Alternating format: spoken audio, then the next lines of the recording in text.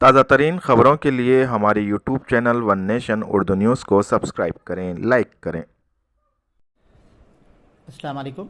मैं doctor Mohammad Yusuf Khan, incharge training and placement cell Maulana Azad national university और first Urdu job mela का organising member, ये आपको इत्तला देना चाह रहा हूँ कि गवर्नमेंट ऑफ तेलंगाना के नए जियो के तहत कॉम्पिटेंट अथॉरिटीज़ मौलाना आज़ाद नेशनल यूनिवर्सिटी की इस जॉब मेले को जो 6 तारीख को तय था उसे मुलतवी किया जाता है, पोस्टपोन किया जाता है। नई तारीख जो है इसे बाद में अनाउंस किया जाएगा।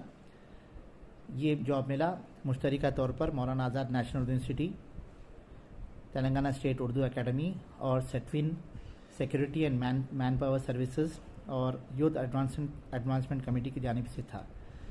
तो ये नई तारीख इसकी जॉब मेला की बाद में अनाउंस होंगी। फिल वक्त के लिए 6 तारीख का जो जॉब मेला जो मुनक्कद किया जा रहा था इसे मुलतवी किया गया है।